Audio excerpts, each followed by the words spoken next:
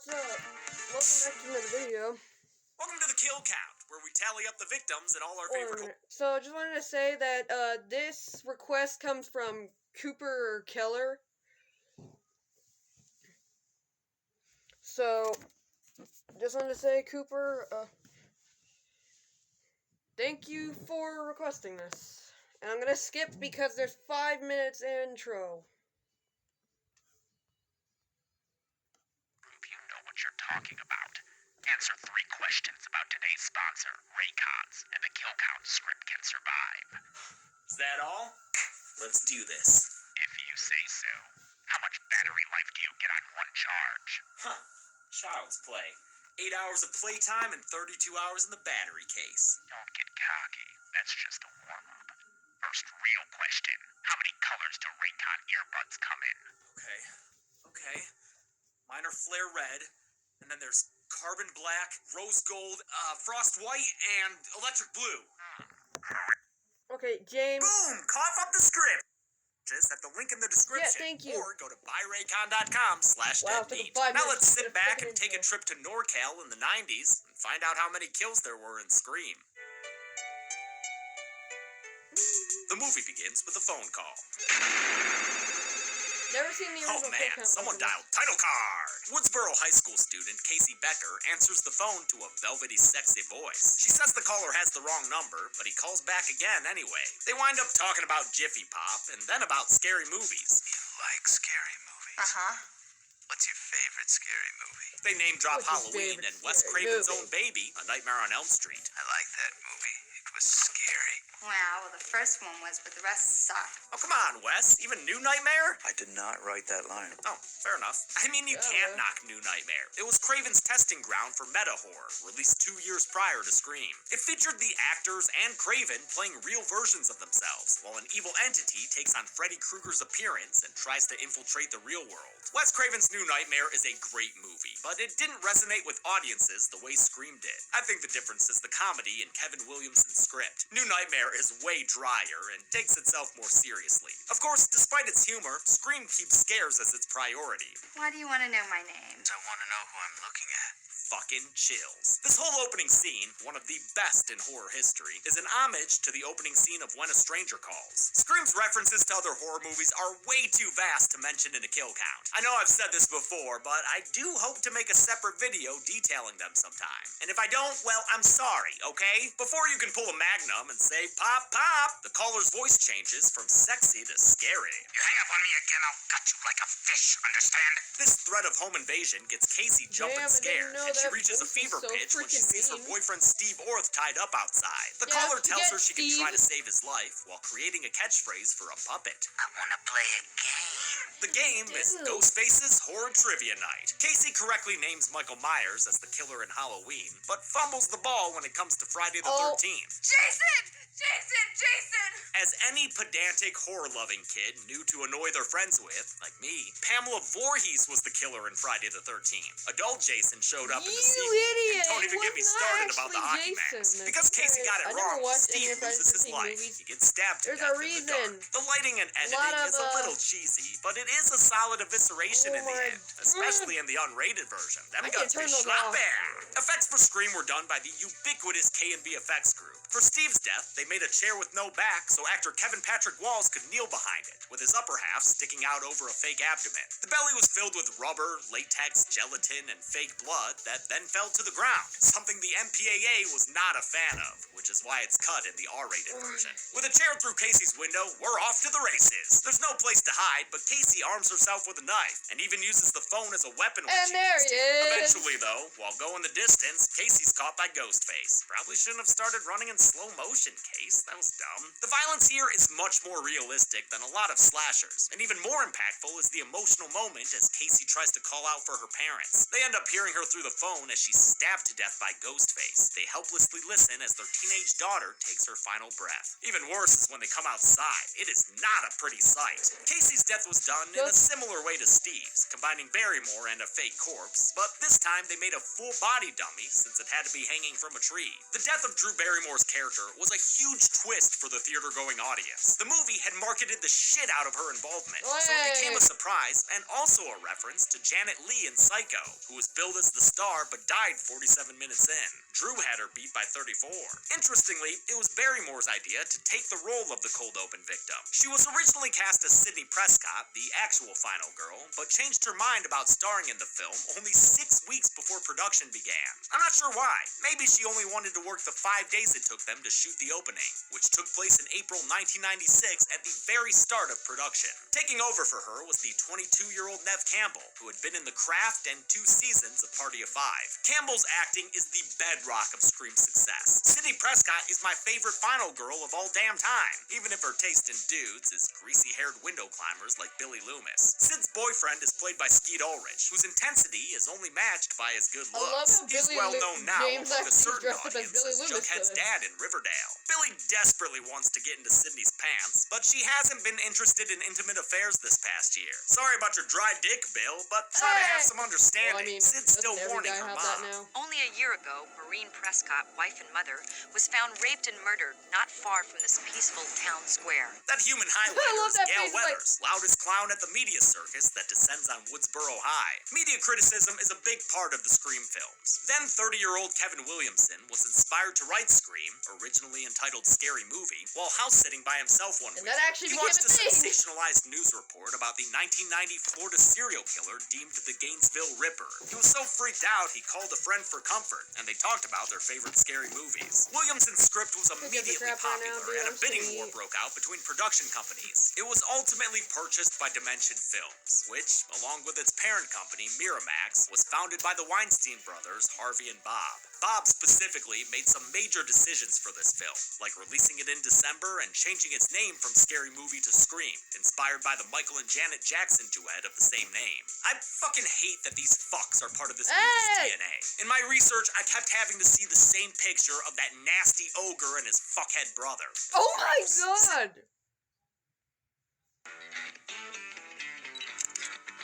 No!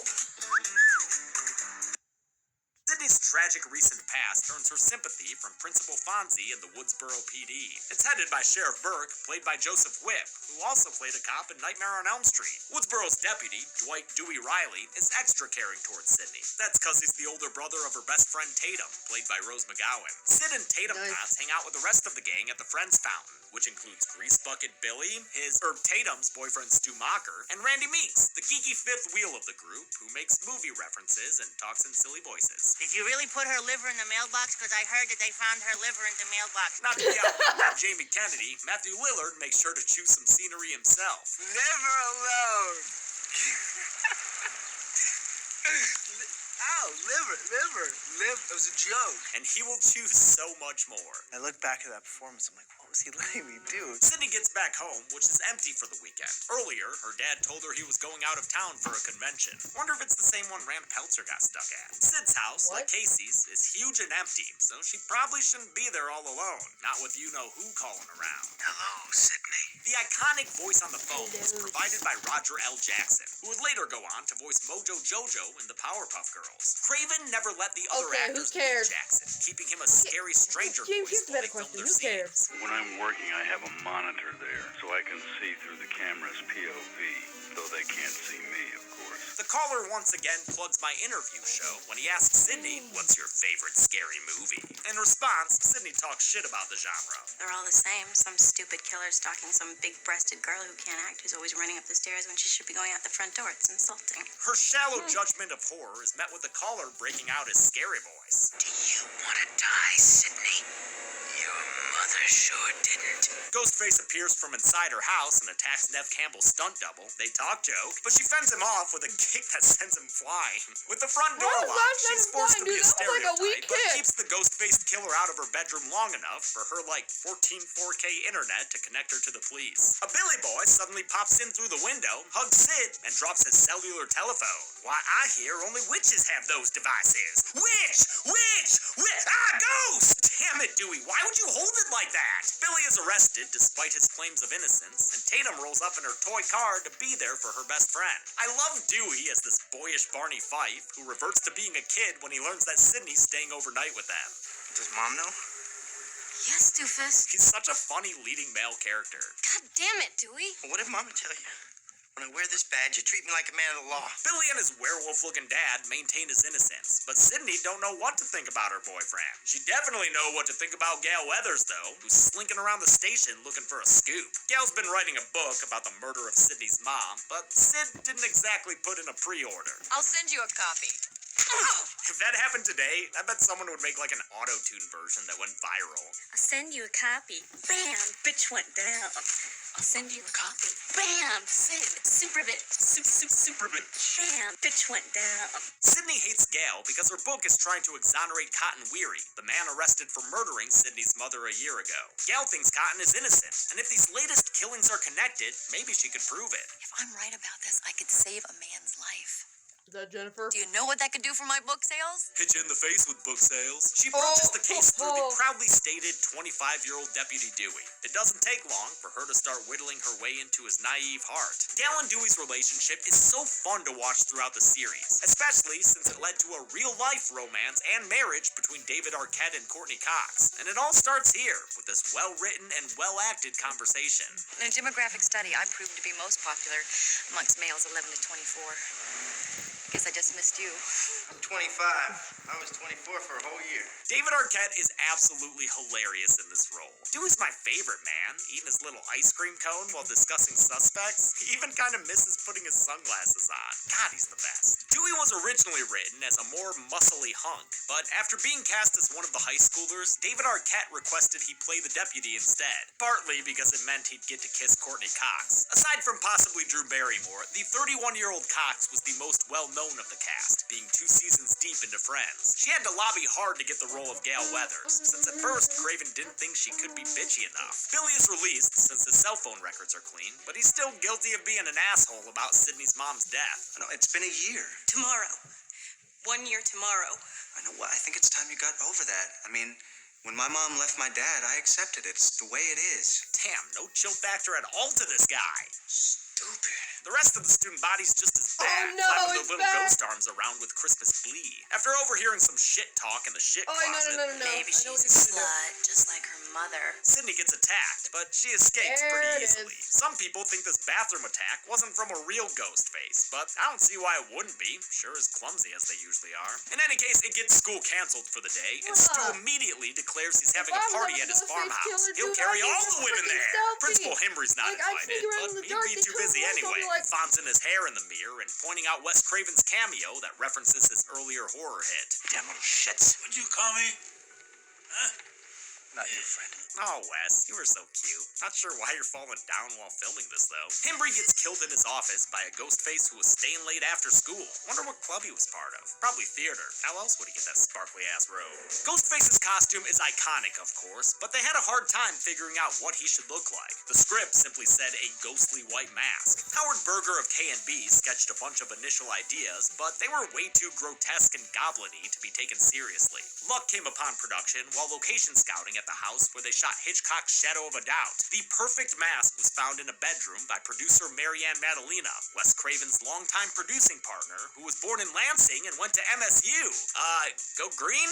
Just this once. At first, since they didn't own the copyright for the mask, K&B tried to sculpt their own imitation. Production began with this version, which can be seen in many shots of the opening and every scene with Principal Hembry, since Henry Winkler shot all of his stuff in one day right after they finished the opener. The K&B mask has squintier eyes and a smaller mouth, which is thinner at the bottom, thanks to Scream Trilogy for that info. Craven still preferred the original mask they found in that house, though, and eventually they tracked down the makers, Fun World, a small New England company who agreed to let them use it as long as they were always given credit. Being just a simple country boy that I am, I said, okay, that's fine. Just be sure that you, in the credits, say Ghostface, courtesy of Fun World Mr. Unlimited, our parent It's company. Clyde again. And send $100. Shopping at the Salvation Army thrift stores means a second chance for a neighbor in need.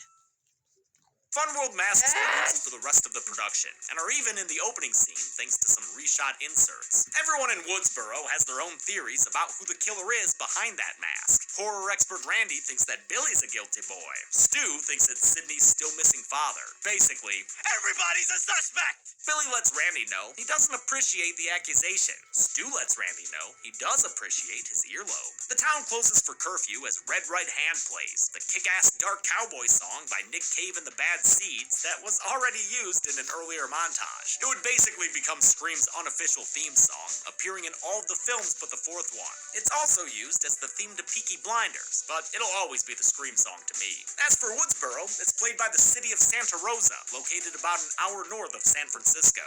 Woodsboro High was supposed to be played by Santa Rosa High School, but even though the school staff I'm agreed just to gonna it, the ask, school when is board the shot it Stranger down. Things They season 4 didn't really kill want to count happening? glorify violence against children. This isn't necessarily just a case of pearl clutching, though. The city, which had a town hall meeting to discuss the school's use in the production, was still reeling from the case of Polly Kloss, a 12-year-old from a nearby town who had recently been kidnapped and murdered. Craven said later on that in retrospect, he understood their concerns, I see but the he was pretty Ghostface mask pissed in the by the back. last-minute pullout at the time, thus the peculiarity at the end of the credits saying no thanks whatsoever to the school board. Instead, the high school was played by a community center in the nearby Sonoma. An hour into the film, we make our way there, folks. The party at 261 Turner Lane, one of the coolest third-act locations for a horror film ever. We spend more than 40 minutes at Stu's spacious, twisty farmhouse, all of which is shot on location at a house now known as the Spring Hill Estate. Located in Tamales, this spacious farmhouse sits on a hill super isolated from anything around it. In one of the top 3 coolest things we've ever done with Dead Meat, in November 2021, Chelsea and I were flown out to the Scream house and stayed there overnight. We were amazed at how much the action of the movie matched the house's real layout. We made a damn good video walking through what happens where. Make sure you check it out sometime. There's no better way to make a party lame, though, than the presence of a cop and a reporter. Dewey's here to play protector, but Gail's guile gets her into the party with him. You're underage, son. I'm kidding. Have a good time. What's the driving? There, she plants a camera pointed at a bunch of drunk teenagers. Gail, you were just asking for legal troubles. Later, she learns her teen feed has a 30-second delay, like she were living in the post-Nipplegate world. Speaking of nips, Tatum heads to the garage to re-up her boyfriend on brewskis. While she's in there, a Ghostface appears, ready to do his best David Byrne. Oh, you want to play Psycho Killer? Things start getting serious. You wanna for a play party Psycho foul, and Killer? after the steel gets broken out, Tatum has no choice but to fight back. Ghostface, you are the sloppiest mess. Look at you, man. You're covered in beer. You're doing clown stunts and shit.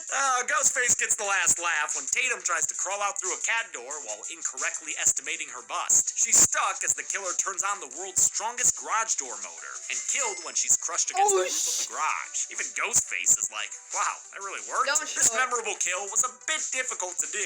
They had to nail Rose McGowan to the inside of the garage door so she wouldn't fall out. She clearly fits through it most of the time. They used a fake body for the ultimate crushing shot, which had to be cut from the theatrical release. The MPAA kept threatening to give Scream an NC-17.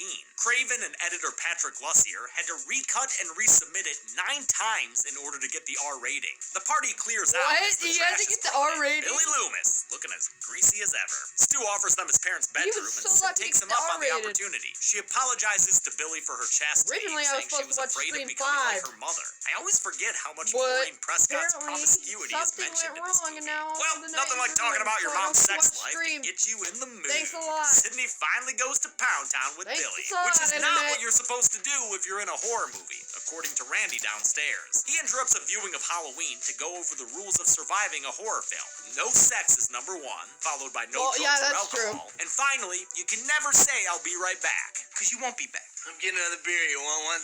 Yeah, sure. I'll be right back. Gail's not into this meta shit, so she leaves with Dewey. He's checking out a car reported on the side of the road. The party dies down. The last guests leave after they hear that Principal Himbry's body is hanging from the school's flagpole. In fact, this is why Himbry was killed in the first place. It was a late addition to the script, done solely to clear out the last of the party extras. On their way out, the teens drive Dewey and Gail from the side of the road, and closer together. Ooh, these two about to be horizontally dancing in the dark. The romance is cut short when they find the reported car, owned by Sydney's still missing father. Everybody's a suspect! Sydney and Billy are debriefing from the bone sesh when her suspicions start to match how her body felt a few minutes ago. Aroused. They're quelled when Ghostface appears in the ghost flesh and flays Billy's torso with a knife. He calls out for Sid, then collapses, kicking off an elaborate chase scene through the house. Awesome chase scenes are a staple of Scream movies, and this one starts that motif off strong. Again, check out the video we did to see how much it follows the place's real layout. Sydney winds up falling backwards onto a big old boat mattress, and the sight of Tatum's corpse sends her fleeing from the farmhouse. She takes refuge inside the news van with Gail's intrepid cameraman Kenny. Kenny's been around the entire film, just getting abused by Gail. He's played by prolific character actor W. Earl Brown, who also played a morgue attendant in Wes Craven's New Nightmare. Dude put on 20 pounds to play Kenny, since the script had Gail berating him with fat jokes. Ghostface nearly murders Randy Meeks, who's talking to Jamie Lee Curtis on the TV. It becomes meta when applied to his own actor, Jamie Kennedy. Behind you. Behind you, Jamie. Ooh, I'm gonna mess this bad boy up. Hello, handsome. Oh, that's the spot.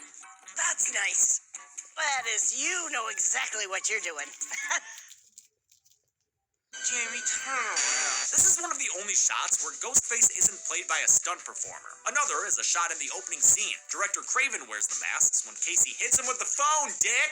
Otherwise, Ghostface was primarily played by 3 stunt performers. Dane Farwell seems to have done most of the work in chase scenes, and had the idea of wiping off the bloody blade after stabs to avoid continuity errors. Lee Waddell played Ghostface at the start of production, so he did the opening scene and the attack on Principal Himbry. Finally, stunt coordinator Tony Cesare played Ghostface for the next kill that's about to happen. Cesare was previously on the kill count, doing that amazing fire stunt in the original Nightmare. God, that thing rules. Sid and Kenny watch as Ghostface lingers over Randy, but due to the delay, Ghostface is already at the van and murders Kenny with a throat slit. Brown's look of shock was so convincing, the MPAA demanded it be cut from the theatrical version. Sydney leaves the dead wood behind her and pieces out through the van's escape tunnel, which is not scaled for Ghostface size. Dewey and Gail get back, and while Dewey investigates the now empty house, Gail finds evidence of ne'er-do-welling. Randy pops up and she hits him with the phone, dick! Then finds out Kenny's body is on the roof of the van. Stuck up there something good, too. She has to Tokyo drift it off. That and a flailing Sydney in the road causes Gail to crash the van against a tree. Did I do that? Sydney gets back to the house to see Dewdrop stumble out with a knife in his back. Ghostface retrieves his weapon and continues the chase into another vehicle. God damn, dude, you two have been going at it for so long. It's like, will they, won't they already, right? All this running around was taxing as hell. The whole last act, everything at Stu's house, was a single scene in the script that took 21 nights to shoot at the end of production. When we finished it, we had t-shirts made, I survived scene 118. Sydney can't trust anyone anymore, what with Randy and Stu both accusing the other of being the killer. Everybody's a suspect! She curses them both as she locks them outside. Billy stumbles out of the bedroom upstairs and all the way down the stairs. Good job, bro. He takes the gun from Sydney and lets Randy back inside so he can show off his best psycho impression. We all go a little mad sometimes. With that, he shoots Randy and reveals himself as the killer. It was Skeet Ulrich wearing the Ghostface suit behind Randy a few minutes ago. Billy reveals that all his blood is just corn syrup and that the stabbing was faked. And who was his accomplice, Ghostface, for that ruse? Surprise, Sydney. Yeah, but was it really a surprise? I mean, let's be real. Billy and Stu have looked like murderers in pretty much every scene they're in. Look at that knowing glance. But to be fair, it's easy to say this in hindsight. I literally can't remember a time I didn't know it was them. With the killers revealed, we get a full 5 minutes in hell as Sydney is tormented by these two, who clearly love each other, by the way, or at least Stu loves Billy. family. It's probably unrequited. They reveal that they're the ones who murdered Sydney's mom a year ago, then framed that guy Cotton Weary. It was fun. While frivolity may have been Stu's only motive, the scene gets more deranged as Billy reveals his. He says his father had been having an affair with Sydney's mother. She's the reason my mom moved out and abandoned me. Skeet Ulrich's seriousness is perfectly balanced by Matthew Lillard's camp. Lillard's playing everything as loud as possible, fucking spitting all over the place. Some people think it's annoying, but I think it's art. It's a scream, baby. Hold on a sec. I'll be right back. Even Lillard has his doubts sometimes, though. I go back and watch that, first of all, I weigh 80 pounds. Second of all, I spit my way through the whole thing. He comes back with Sydney's father, who they're gonna frame for these murders. But first, they've gotta seem like they're survivors, so they play a round of stomach stabs. It's really the best way to build a friendship. Wow, Billy really wants to be Stu's friend, huh? All that bro love is making Stu lightheaded. I'm feeling woozy, yeah. Gal shows up with a gun, having made her way back to the house from the accident. But the safety's on, so Billy simply kicks her against a pillar, knocking her down for a little do-nap. Before he shoots her dead, they realize Sydney's gotten away. She calls with the voice changer to taunt them, and it angers Billy so much, he forgets how to hang up properly. Fucking hit me with the phone, Dick! K&B Effects used over 50 gallons of fake blood for Scream, a lot of which was used in this finale. It's actually what led to that line. These little improv moments came out of because he hit me with the phone. It slipped out of his hands because it was bloody. Whether written or improvised, this scene is full of Lillard lines that I honestly quote to fucking death. My mom and dad are gonna be so mad. Sydney emerges from the closet to stab Billy with an umbrella. That scream from Ulrich is real. Nev Campbell, or the stunt performer, missed the protective vest he was wearing and accidentally actually stabbed him. Stu tags in, but after a tussle over the couch, Sydney breaks a vase over his head and dumps a TV on him. It Daniel fries him to death. Zoinks! I'm gonna go ahead and count him here, even though Stu's survival has long been up for discussion. He returned in an early draft of Scream 3, and Lillard has said he'd love to return for Scream 6, which comes out in just a few months. I wish. Tell them people I'm ready for make that. these decisions. I don't know. But if he's alive in that movie, I don't want any of you future fucks leaving comments saying I got it wrong, okay? I work with what I know. Sydney finds out that Randy's still alive, and Randy's face finds out that Billy's fist is still alive. Sid fingers his wound, and he's shot down by Gail, but Randy warns them not to get too comfortable. This is the moment when the supposedly dead killer comes back to life for one last scare. Sure enough, Billy does, but Sydney puts a bullet in his head. She's just a badass like that. Alright, who's still living after everything? Sid's dad? Okay, that's cool. Deputy Dewey? Alright, even better. Especially since that wasn't always the case. When we shot the final scene, so I came out on the stretcher and I was dead. Then Wes did a second take. He said, you know what, just kind of give a nod or something. Shows that you're still alive. It was a last-minute idea from Craven to keep Dewey alive, and man, am I glad he did. Love my little doo-doo Pikachu. The sun begins to rise as emergency vehicles arrive, and the movie ends with Gal Weathers giving a first-hand report on the Woodsboro murders. How many horror characters should have seen their deaths coming? Let's find out and get to the numbers. Oh, you can just stay right there, though. I'll be right back! There were 7 kills in Scream, a solid single-digit start for the series. The victims consisted of 5 men and 2 women, so a more than 2-to-1 ratio of dudes. This count and gender breakdown was only seen once before, in that Boy Meets World episode I covered. Remember that? Good times. With a runtime of 111 minutes, that left us with a kill on average every 15.86 minutes. I'll give the Golden Chainsaw for coolest kill to Casey Becker. Lots of great kills in this movie, but I've gotta give top honors to the one that scarred me as a child. Dole Machete for lamest kill will go to Principal Himbry. It's not very good. Doesn't even make me want to say ayy. And that's it. Scream came out 5 days before Christmas in 1996. It didn't have a great opening, but it actually made more money in its subsequent weekends, which is rare. Great word of mouth kept it in theaters for 31 weeks, all the way to May. It grossed more than $100 million, and ensured a speedy sequel the next year. I'll look at that next week, but until then, I'm James H. Neese. Actually had Ghostface in it. Hey everybody, thanks a lot for watching this Kill Count Recount. Forgot my way. Oh, anyway, hope you guys enjoyed this video. I'll be back with you with another video with, I don't know, freaking, 1 or 2 hours from now. Bye! I also forgot to mention, please like and subscribe. And go subscribe to Dead Meat.